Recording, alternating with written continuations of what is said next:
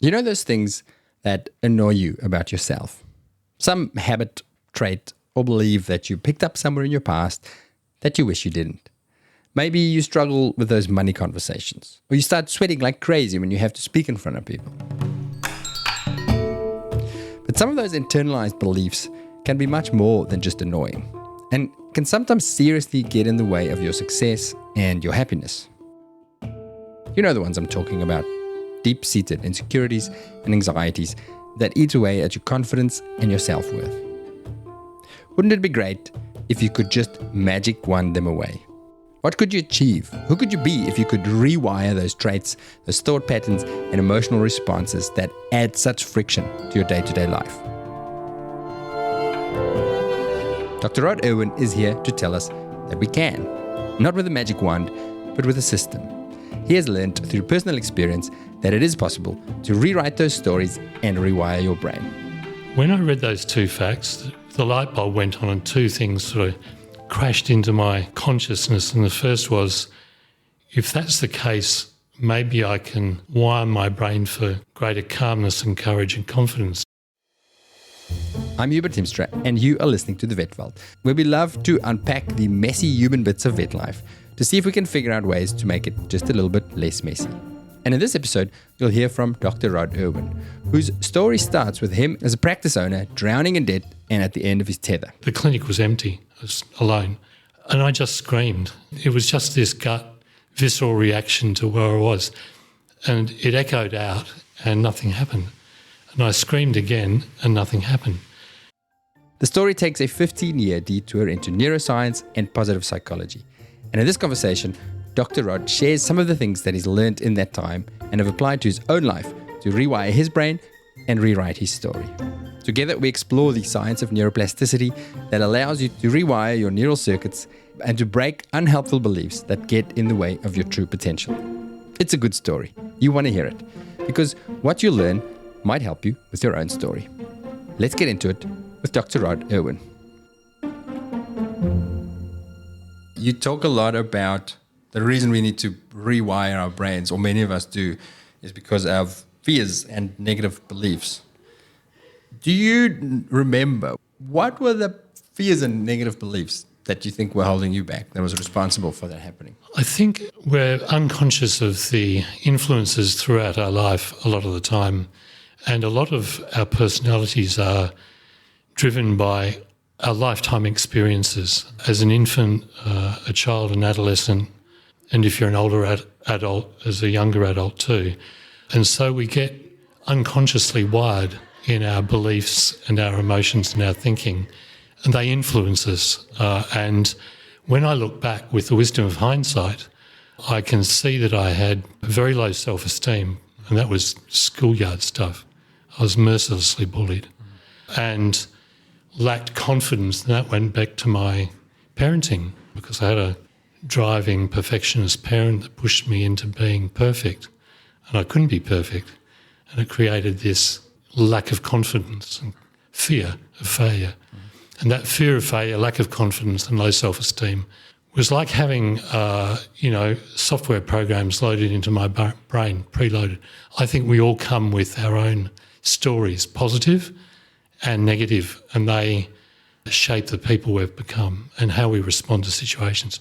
In my case, the pressure of a large family, a massive amount of business debt, and running a practice, being responsible for 12 employees, 2,500 clients, dairy farms, horse owners, dogs and cat owners, the wheels fell off. I just didn't have the personal skills to manage, and the wheels fell off with clinical anxiety and burnout. I was like that little duck swimming upstream. Everyone said, "Oh, you're so calm." Oh, did you look externally? Yeah. Oh, really? Inside it was cactus. So were the beliefs that you had because of that anxiety and all those, the negative programming, was it purely, I'm not good enough to do this? I've got this thing, I've got this family, I've got this practice, and all these people depending on me, and I don't think I've got the stuff to do it. I don't think it was a thought of not being good enough. It was lacking the knowledge and the ability to manage myself. That's key. The ability to manage myself, and then through that, the ability to manage other people. And if you come to work unhappy or stressed, that filters throughout the workplace. And Especially as the boss, right? especially, you set the tone and the culture. And I didn't have the capacity to separate all that anxiety and lead with positivity all the time. And so initially it was really hard going. I feel perhaps now for the employees when I first went out, because the person I was when I finished was an entirely different creature. And a lot of that was due to the work I've done in neuroscience and positive psychology. So you said earlier externally you look calm, but internally it was chaos, cactus, as you said. How did that manifest, the things you're talking about, the lack of ability to regulate yourself or control yourself? Give me, if you can, like a practical example. And the reason I'm trying to get into specifics is there'll be a lot of people listening. Oh. Who goes, yeah, that's me, but I want to understand Absolutely. what sort of things do you do or not do, and how does it manifest? 2 examples. Yeah, go. I did large animal work, and because of my insecurity, and bear in mind I had in 2008 $1.1 million of debt, which was a lot of money in those days. I was so scared of losing clients, and I'd go out on large animal calls and I'd get a panic attack on driving on the way out to the call. And I'd get this pain across my chest and I'd be hyperventilating, and I'd literally have to pull over on the side of the road and stop myself. And if I looked in the mirror, my eyes were bulging, and, I'd have to literally stop hyperventilating because I'd over-oxygenate. Wow. And that's clinical anxiety, which is different from anxiety one might feel before an exam or meeting someone important or something like that. It's a dysfunction.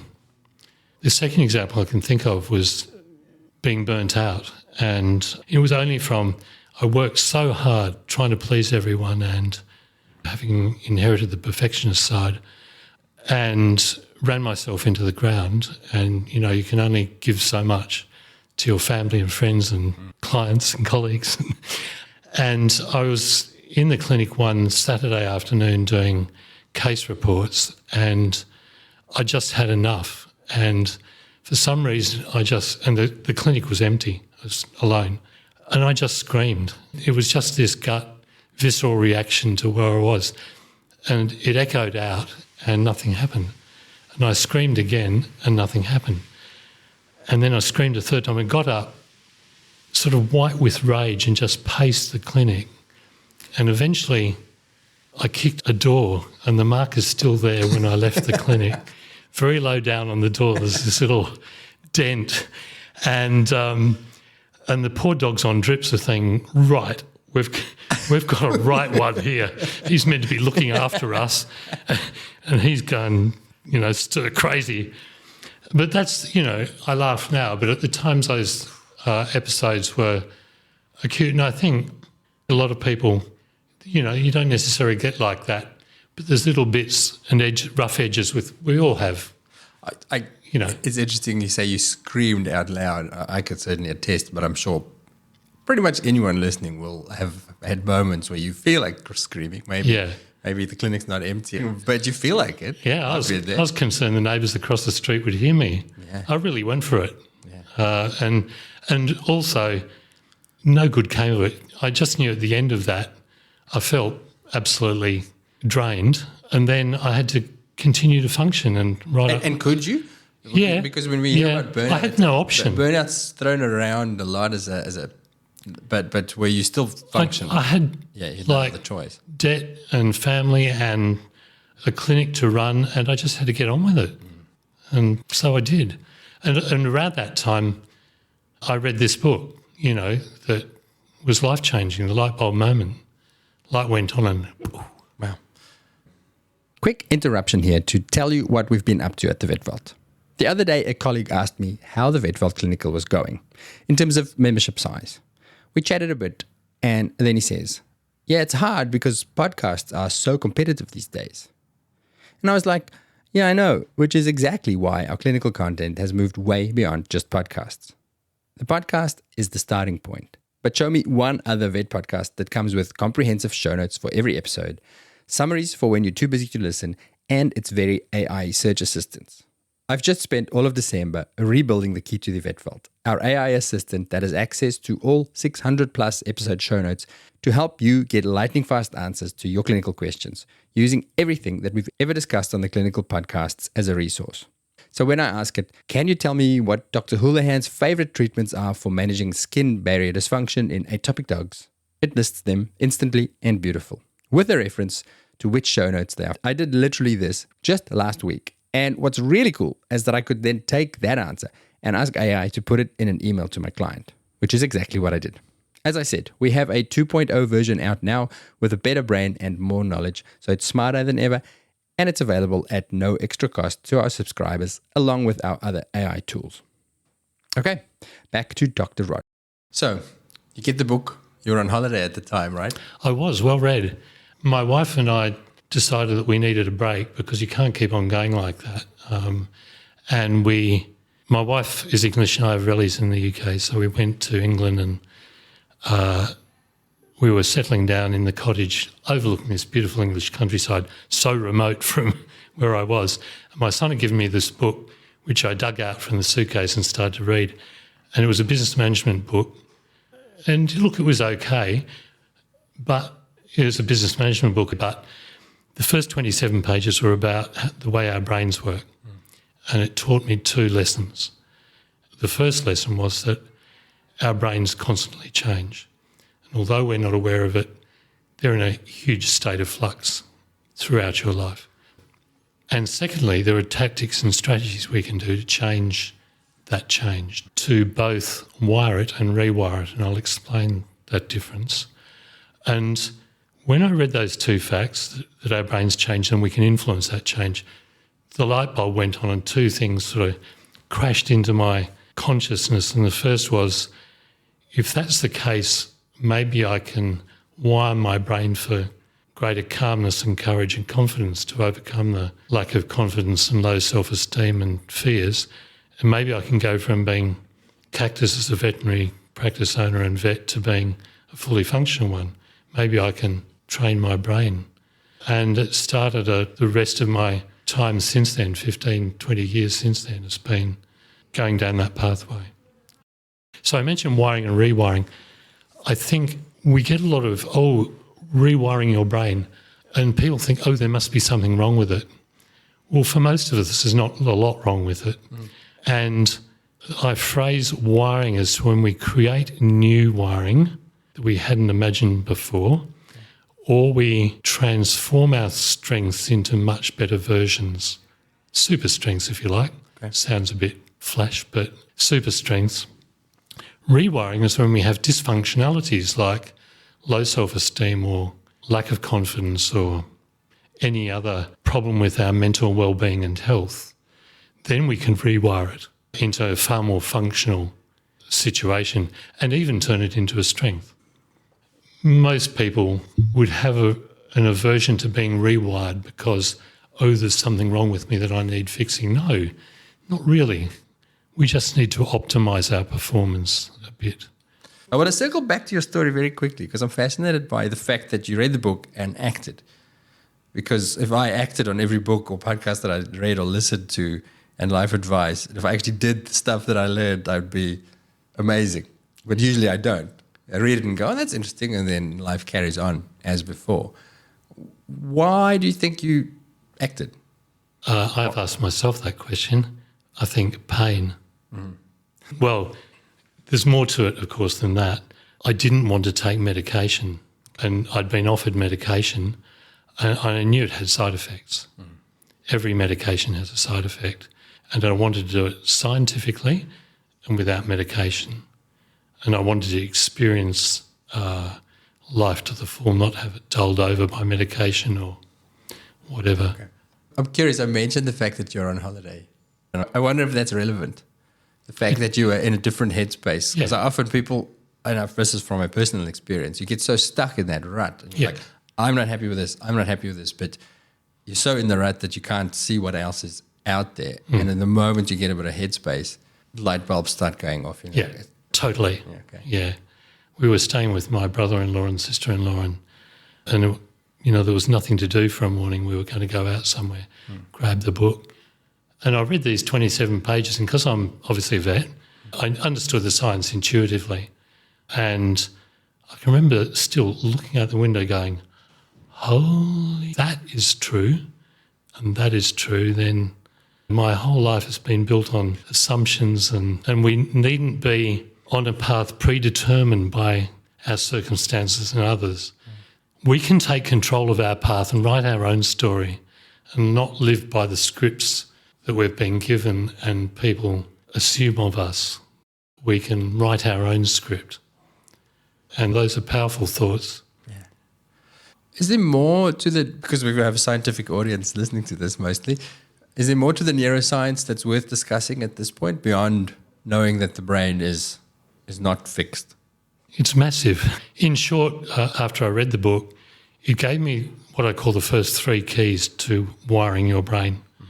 And then 5 years followed where I read every book I could. I did a certificate in neuroscience and then read dozens of books, and some of which were rubbish. I mean, Rhonda Byrne's The Secret. Yeah, it's quite a famous one. Famous book. Yeah. Rubbish. Oh, really? Manifestation. Rubbish. There's no scientific basis for it at all. And others are just hype and spin and positive thinking. There's nothing wrong. All for positive spin. But you can have all the positive spin in the world, but it needn't necessarily get you anywhere. And then that 5 years gave me another 9 fundamental truths of neuroscience that enabled me to be my own lab rat and wire my brain for what I think now is amazing success. So how does it differ from just positive spin, from positive thinking, manifestation? What's the scientific difference? I'll give you an example. We've all woken up in the morning with just a fabulous mindset.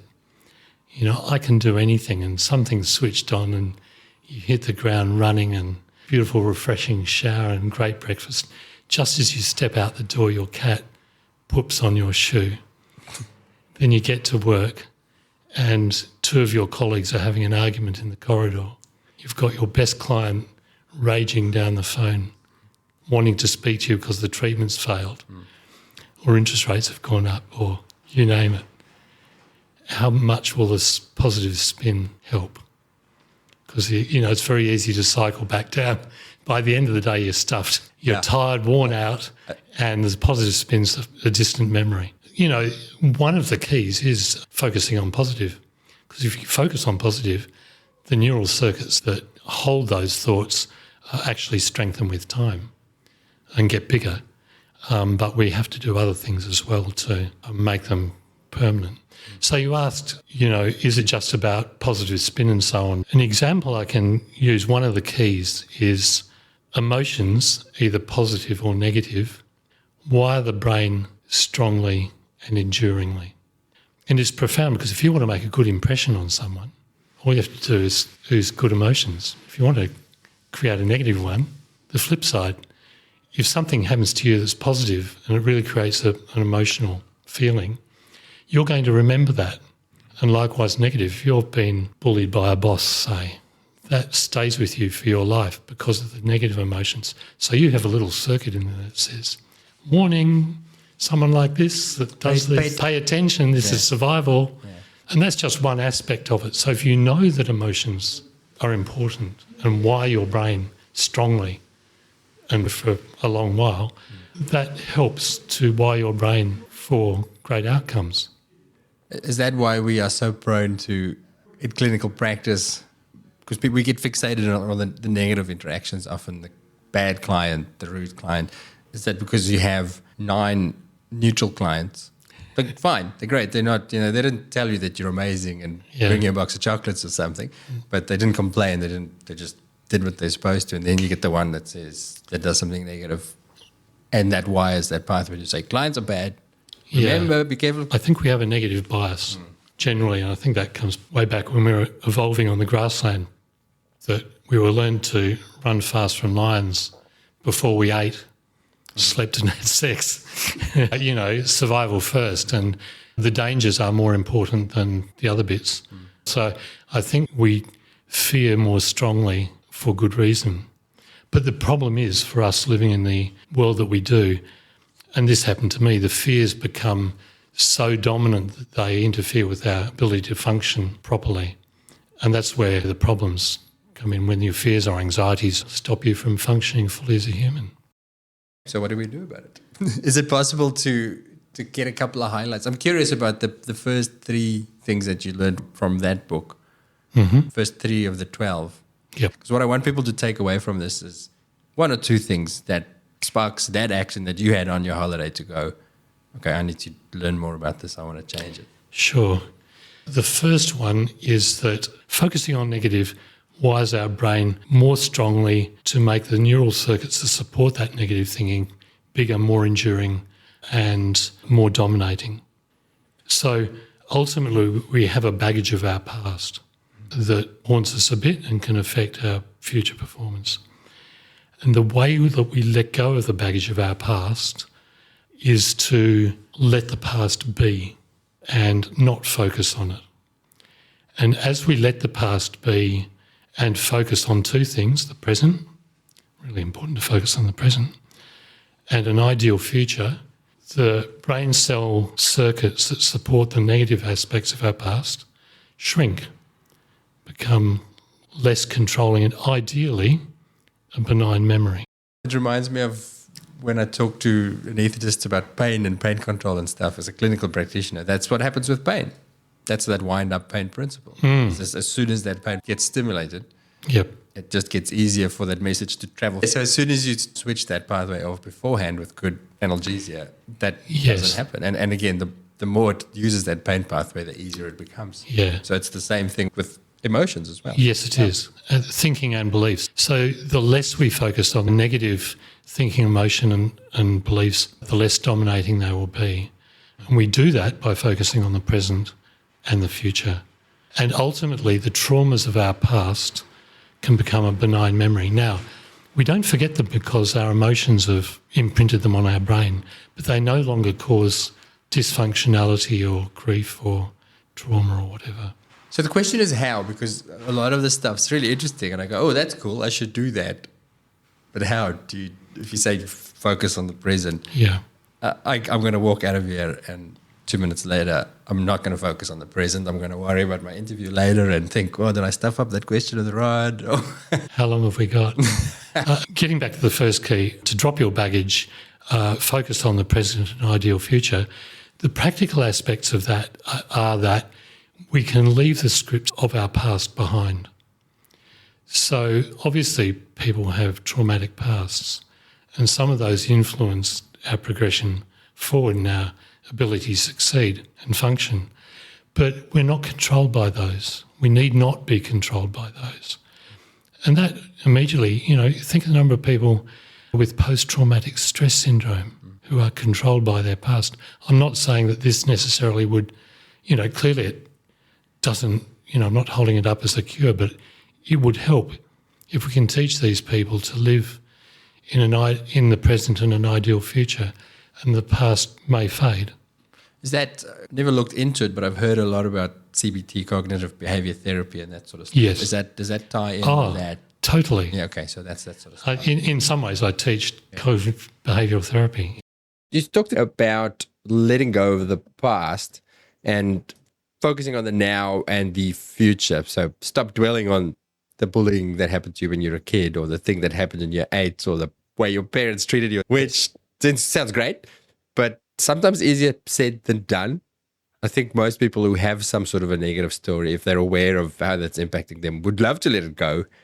But how is the question? How do we utilize these concepts of neuroplasticity that you talked about to rewire those tired old circuits that don't serve us well anymore?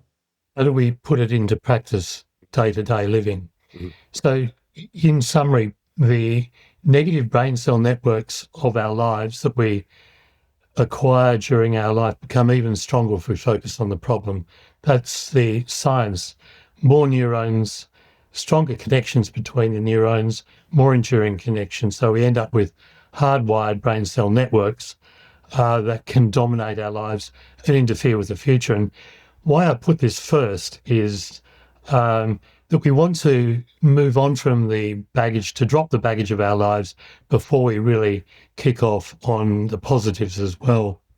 So the first strategy then is really strategic thinking. Learn from the past, but let the past be. So our past is critical to our future in that we learn valuable lessons from it, but we let it be. And I'll expand on that later. There's nothing we can do about it. Whatever we've done in the past and whatever has happened to us, we can't recreate. And this is really strategic thinking rather than do something, is be aware of the fact that in order to move on from the past, you have to let it be, not be dominated by it. The second strategy is this, and this is more do this. When negative beliefs and thinkings and emotions arise, do one of two things. Divert your attention to either the present, what you're doing now, or an ideal future. And that's in some ways in veterinary practice very easy because the present can be time-consuming and absorbing. If we really are passionate about our job, then it should absorb our attention. But of course, even in our professional lives, those negative things can come up and divert us. So diverting back to what we should be doing at the time. Are we engaging with a client?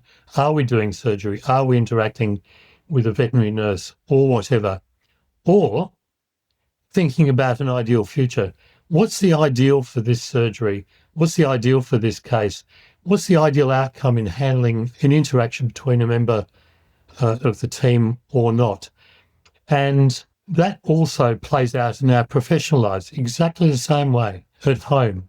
If negative aspects of our past, the emotions, the fears, the anxieties bubble up, what are we doing now that we should be doing? And what are we planning for in the future? Be it a holiday or a weekend off or whatever. Same thing. And what tends to happen with those negative brain cell networks that are hardwired is the less you use them, the more they become disconnected and the less they become connected in a letting go process. So they're less enduring, less neurons, less connections between them. And that's called synaptic pruning.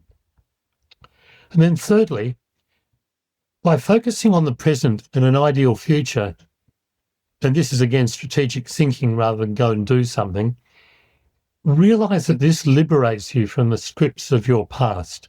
You are not defined by your past. You're not defined by your parents, by your schoolmates, by your friends, by previous relationships, both personal and friendships, by professional experiences.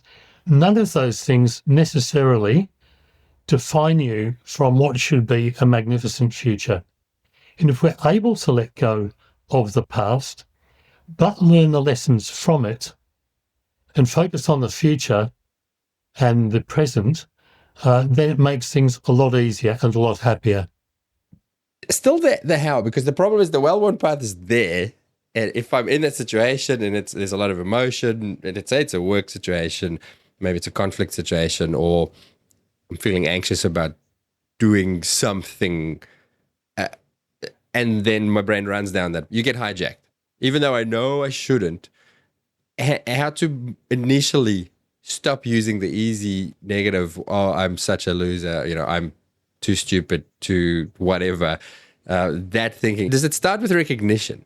Because I feel like sometimes these things happen so much in the background that you don't actually realize it's happening and you don't understand why your life's not working out, but it's because you're not recognizing that this is happening.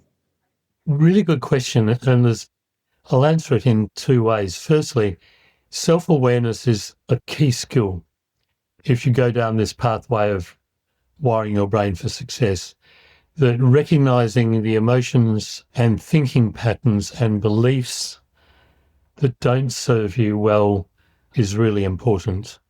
And that's an aspect of emotional intelligence, self-awareness. And if people are really not very emotionally intelligent, they're just acting on instinct the whole time. And the second part is, and it's almost like you fell into my Jedi mind trap, There are another 11 keys to this, and we're only talking about the first one. Okay.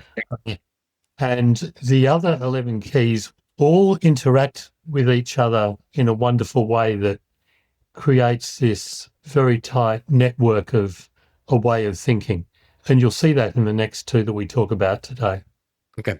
Can I ask, to develop that self-awareness and just the sense of recognizing what's happening to you emotionally and neurologically, did you, for yourself, to get better beyond just deciding, well, I'm going to be more self-aware, developing that skill, was it meditation, or did you do anything to get better at that? Because I hear people talk about meditation a lot, to recognize that there's an emotion, see it, recognize it, let it go. Meditation is part of the eighth key. But I think the turning point for me of being self-aware was right back at that cottage in England when I read the book about neuroscience, and that our mind is changing all the time, whether we're aware of it or not. And there are strategies and tactics we can do to take control of that process. And then I realized that was the moment of self-awareness that I thought, well, okay, things are dysfunctional in X, Y, and Z parts of my life, so I can do something about that. And you're right, in the hustle and bustle of life, it can be difficult. And, as I say, I'm not, how can I put it? My thinking and emotions and beliefs aren't perfect, I'm still learning all the time about myself and about others. Saint Rod, the guru, sitting calmly on the mountaintop. You're not him. Definitely not. It's the beauty of this is, and why it fascinates me so much, is you continue to learn nuances and bits with it about yourself, about others, I still read about neuroscience all the time. So it's part of never-ending personal development and growth. And yeah, it's good stuff. Did you want the other two? I'd love to. Quick Vets on Tour update. Our upcoming Japan conference is now sold out, and the Maldives event is almost full. So we are letting the cat out of the bag just a little bit for our New Zealand trip in August, because we are just a little bit excited about our speakers. Have you heard of a little surgery textbook called Veterinary Surgery Small Animal by Johnson and Tobias? Well, that Tobias is Professor Karen Tobias, who is an amazing teacher and an absolute legend in the surgery world. And she's coming to hang out with us in Wanaka. But we're not satisfied with just one legend. We are going for a full house with ECC master Dr. Claire Sharp, and rounding things off with feline medicine specialist Dr. Rachel Corman. As you can hear, our academic program promises to be as epic as the scenery, the mountains, and the skiing. Shoot me an email at info@thevetful.com if you'd like to get early notification when tickets go live for this baby. It will sell out fast. Okay, back to Dr. Rod. The next one is the flip side of the first, and that is to focus on the positive. And as we focus on the positive parts of the present and an ideal future, the brain cell networks responsible for those become larger and stronger and more dominant and begin to outweigh the negatives. So that's where your positive spin comes in. It by itself is good, but we need more than that. But it is important, if we're going to be optimised, to be able to move forward from the negative past and create a positive future, a positive ideal.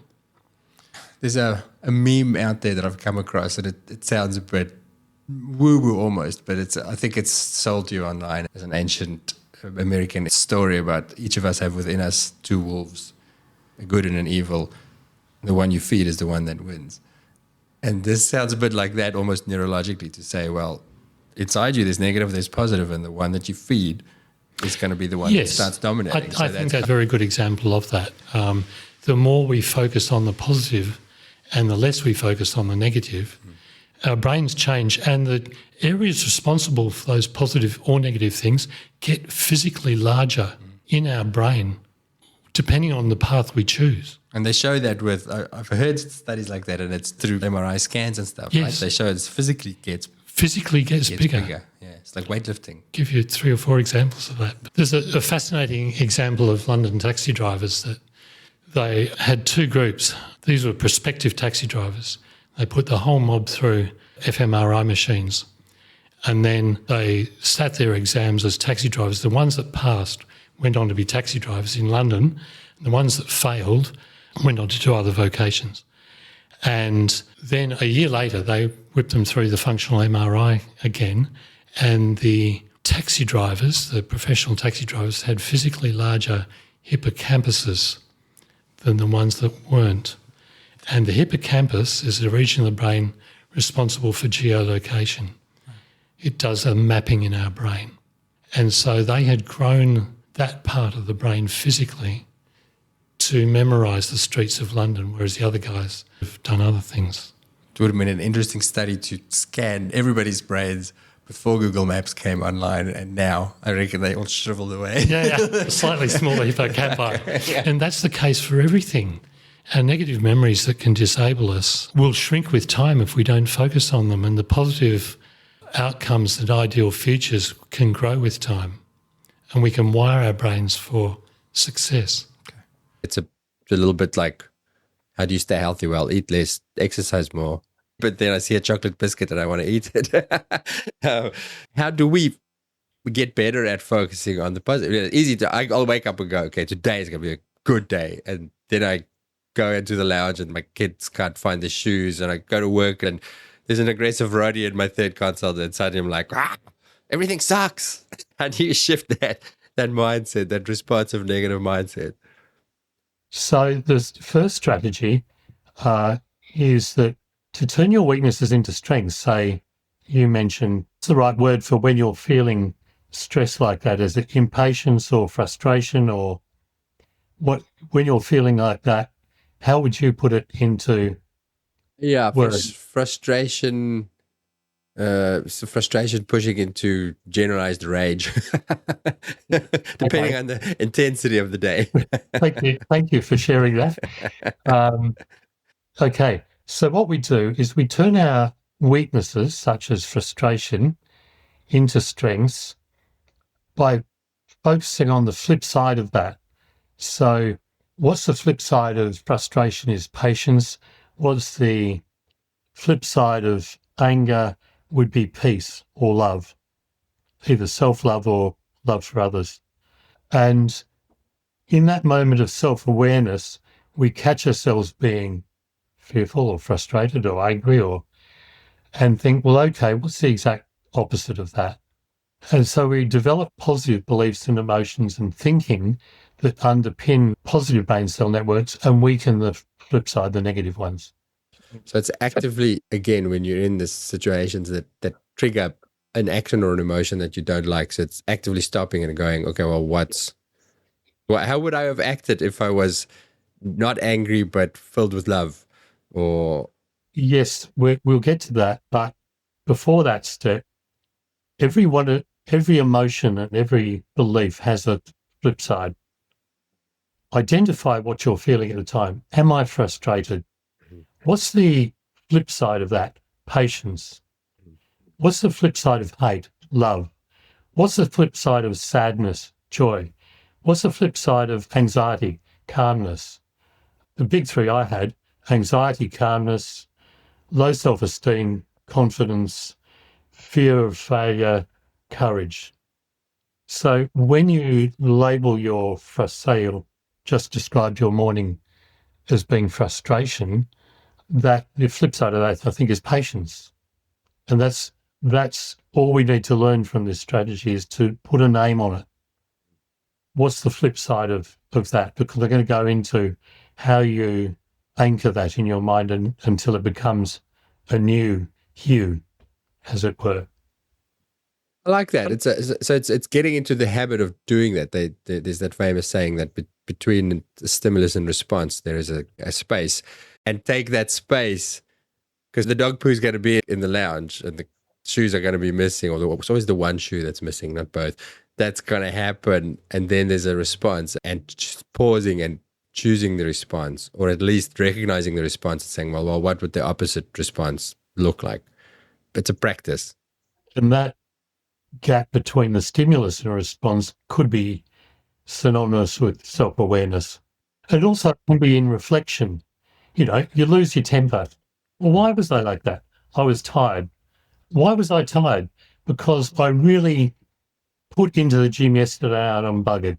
Well, okay, don't be so stupid the next time you do that and recognize that you're tired and be more patient with the outcomes. You know, self-analysis as well. So for the practice owners, look, with anyone, no, I take that back.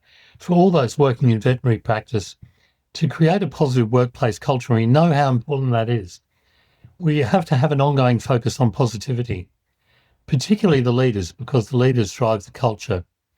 But we wire other people's brains as well by our words and our actions and our beliefs and emotions. So even, you know, the most junior of nurses or kennel assistants can make a day wonderful by having this rosy outlook on things when all else seems to be failing. So we all have a responsibility to focus on the positives. Now, does that mean we're going to live in a rose-coloured world? No. We know tragedy and sadness happens in veterinary practice. But by continually being self-aware of the atmosphere and realising whether it's an appropriate sadness or whether, you know, it's inappropriate sadness or anger or whatever, we can sift our way through the emotions of a clinic and generally make it a really fun, exciting, stimulating, rewarding place to work in.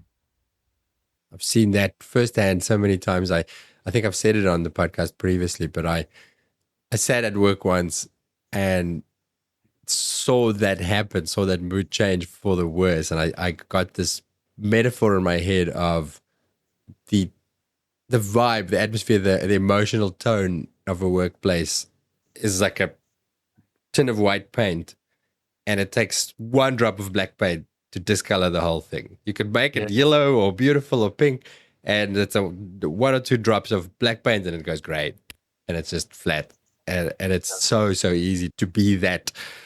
I had a meeting very early on when I started down this path of purpose and vision and values. I had a meeting of the whole clinic. We thrashed it out, and it was a really great, very small group. And we were talking about culture and what we wanted out of the workplace culture. And a junior nurse who had only been with us 6 months, I said to the group, okay, what's culture? And she said it's the buzz when you walk through the door into a business, which is just brilliant, you know, and you can tell. And as soon as the receptionist eyeballs you, looks at you and smiles, it creates an impression. It wires your brain for a positive outcome. If they can't be bothered looking up from their keyboard and then eventually look up, drag their eyes away and say, yes, well, that creates another impression. We wire other people's brains the whole time, consciously and unconsciously. Which is a challenge for a business owner, is to know this and then manage a team of people to be that self-aware all the time and be aware of how they're influencing each other and their clients and selecting and coaching. How does a business leader do that, or a practice owner or a team leader or something? Their own example comes first. They set the atmosphere. You know, I'd be the first to admit I had down days at the clinic as an owner, and it just filtered through the clinic. It was just so repeatable. I always developed a habit of going around the whole first moment I got in the clinic. I'd walk around and say hi to everyone. And at the end of the day, I'd say thank you to everyone, every time. And that sort of got me in the mood of what I was trying to establish anyway. And sometimes that's a decision, right? I'm aware of that. Even now, just as an employee, when I go to work and I don't feel like something's happened at home or I'm tired or all those things, is when I park in the car outside, I'll stop and reset and go, okay, bring the positive energy for my own benefit, but I'm aware that I'm kind of stink up the whole place if I go in there with that attitude. Exactly. Yeah. So the third strategy for creating a champion you is to be aware that positive mindsets, and this gets back to your reversion, and spin and hype can be short-lived. and we easily revert back to hardwired negative thinking, beliefs and emotions. I'm sure all of your audience have been to seminars with a lot of hype going on and spin and positive thinking, and they go back to their practices full of enthusiasm only to find that they slump back into old habits or are dragged back into old habits by others. And so this is a continual work that is always 2 steps forward, 1 step back. And sometimes it's 3 steps back, followed by 4 steps forward. But as long as you're making progress, that's okay.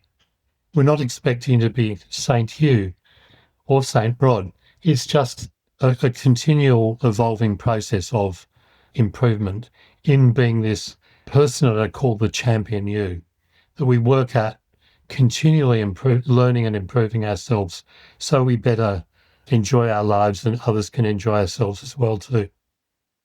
And does that feed into key 3?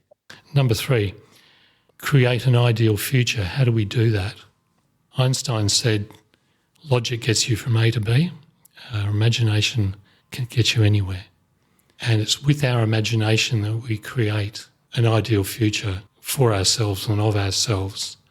So if we let go of the past and we focus on the positive, we've got to focus on what is the future? How do we design that? With our imagination. By what rules? There are no rules. What you can do is limited by your imagination, which is a staggering thought in itself. But that frees us from the scripts of our past, all the things that people said to you cannot do. Because who said you can't? So with our imagination, we can write our own scripts to do what we want to do, which is sitting here talking to you is exactly what I wanted to do 12 years ago, because I wanted to take what I'd learned further and help people. And it's something that we hear all the time. There's all the memes that you can think of about this, what you visualize your future and you can be it. And yet as skeptics, we go, yes, but I'm too stupid. I'm too shy. I'm too X, Y, Z. Yeah. I'm sure Rod's right, but not for me. I think it's a common response. How do you get over that? Like, how do you actually believe it so that you do something about it? You go from dreams, which are wishing, to building a vision, which is a plan, and then taking the steps to make that vision true. If it just stays as a dream, well then, yeah, the little brain circuit there will stay as a tiny little couple of neurons nagging at you as to what might or might not be.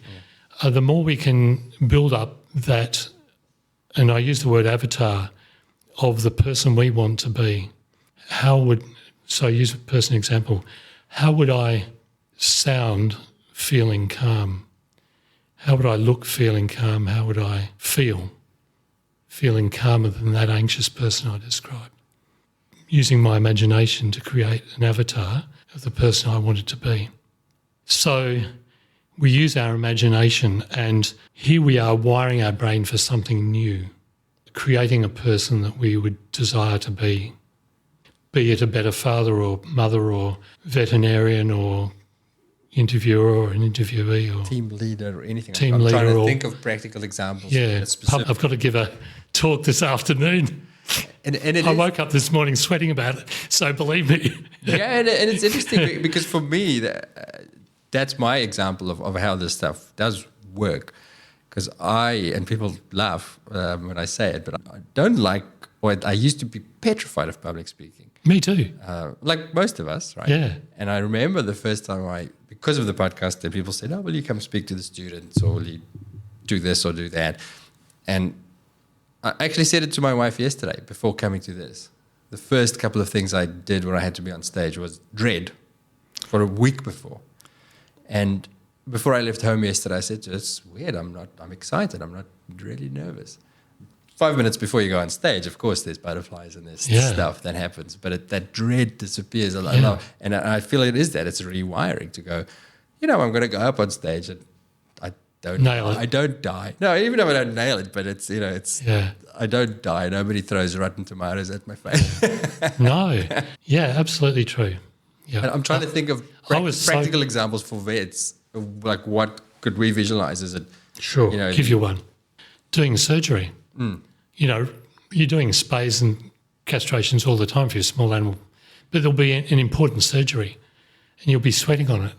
And so I visualised in my last few years as a vet, doing this work and applying it, I visualised the perfect surgery and mapped it out in my brain, and even the perfect cut. So I started with a perfect end result. And then, yeah, sure, you're going to hit a bleeder, but you're in a better mental frame of mind to do it, mapping it out as a visualised experience. versus the person going in thinking, oh, geez, I hope I don't stuff this up. Exactly. Yeah. That's positive spin, but it's a bit more than that. Yeah. The science behind this is that it's easy to create new wiring, and it's happening all the time. You know, you learn a new fact and you've created a new brain cell network that enables you to retain that fact. And we know that, of course, brain cell networks, now we know that they fade with time too.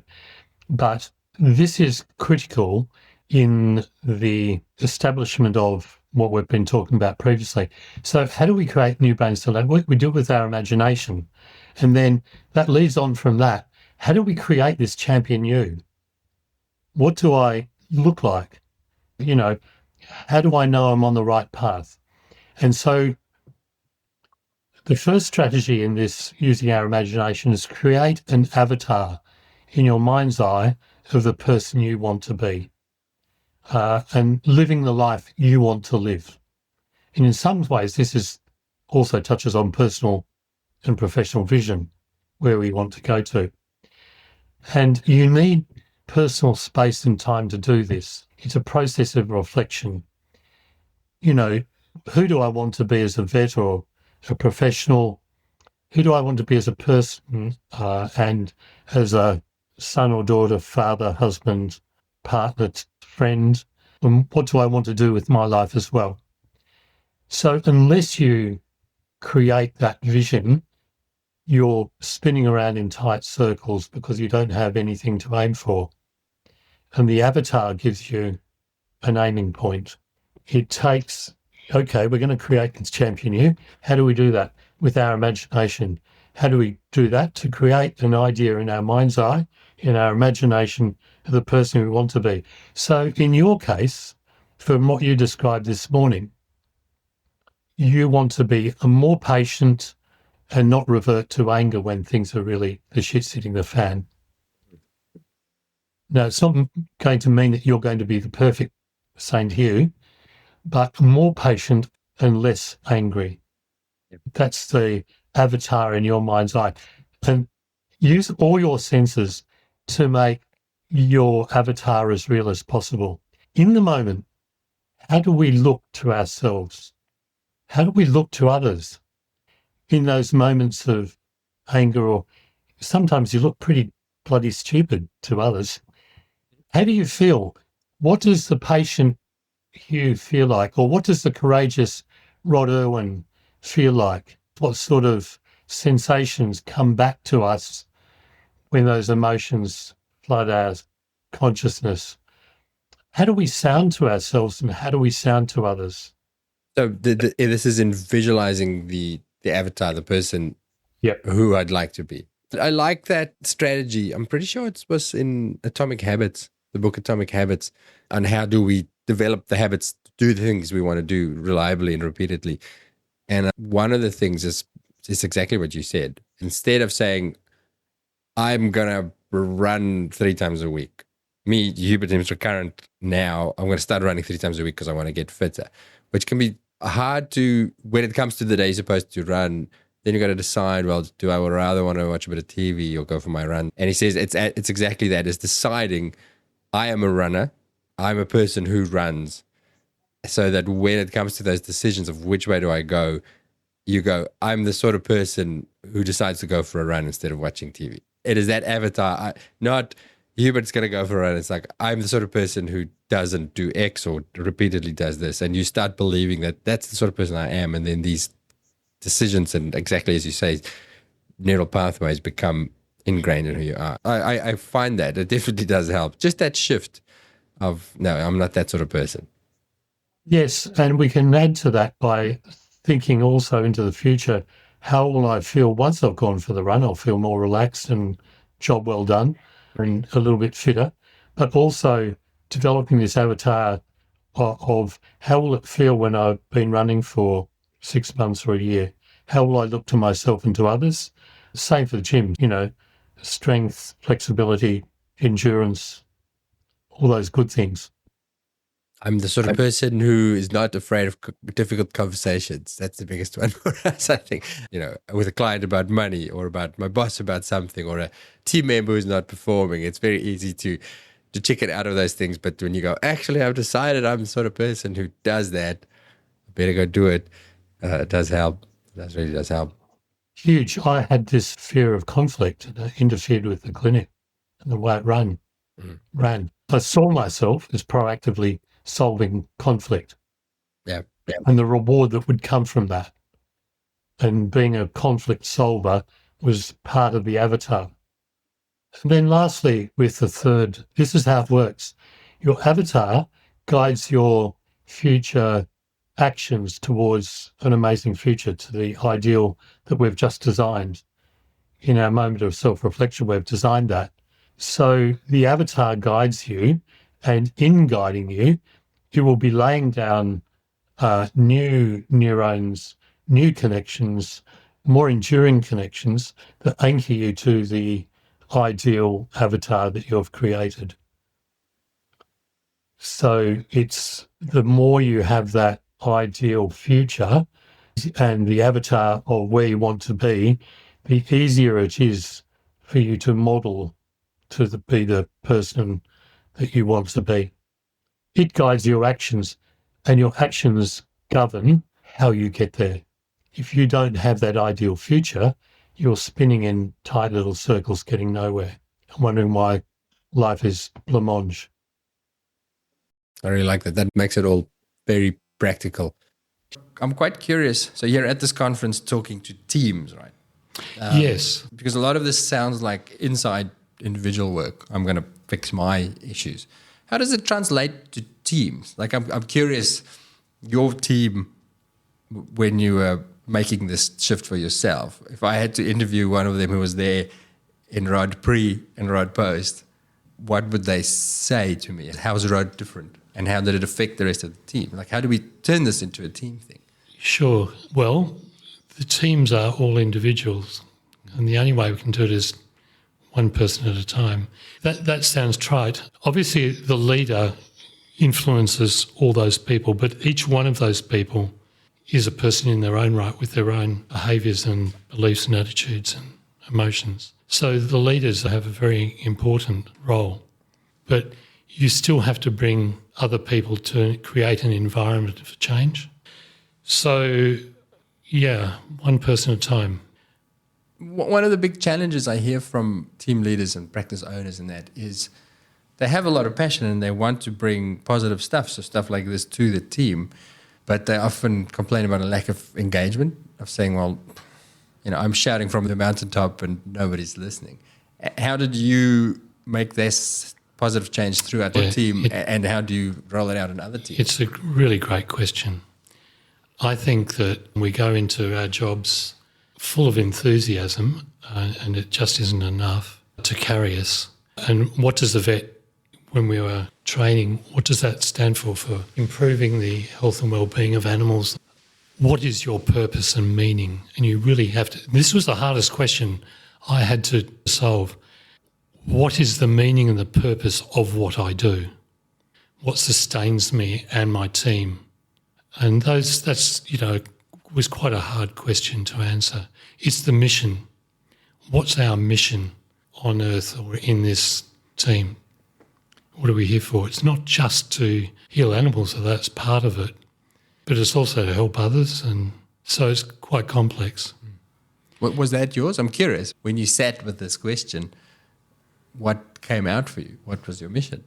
It took me a long while, and I think I know, and I've said this early days to my team, and I expect people will not necessarily see this in the light in which I mean it. My mission is to provide massive amounts of amazing value to other people. And when you do that, everything else falls into place because you forget about yourself. And I say other people, and through them, the animals that they love and care for as well. Because if you're doing that, you're providing value to the animals and value to the people. The day flies. You're not thinking about the clock. And that can be holding the door open for someone or saying thank you to your nurse for whatever, or Stopping the cat from scratching your face yeah, off. or someone suggesting a better way of doing things. And gratitude is huge. All of those things, 1,000 little interactions during the day to create value for other people, most of which cost nothing. It's not about the money in some ways. I think through creating value for other people, you make money for yourself. I think we have to wrap up, but I do want to ask, where can people find your stuff? Well, my book, Get Wired for Success, can be ordered through bookstores electronically or in hard print. Obviously, I have a website, so it's www.getwiredforsuccess.com. I want to wrap up with, you didn't say superpower, super something when you... I did say superpower. There was a superpower. So using your strengths or finding a strength and then Yes. maximizing that. I'm very curious. What's yours? I think they're sort of latent within us. If I had a superpower, it's the ability to rack back the focus on huge subjects and glean a little bit of practicality from it. My career as a vet, I intuitively understood neuroscience, and then I saw the importance of that and tried to bring that to the masses to make it easy to understand and easy to simplify and to apply to our lives. That would be mine. So we all have that. Your superpower is in part to make people feel comfortable. Thank you. I'm very glad your son gave you that book for many reasons, but obviously for your own personal growth, but for the opportunity that it gave you to share this stuff. Delighted.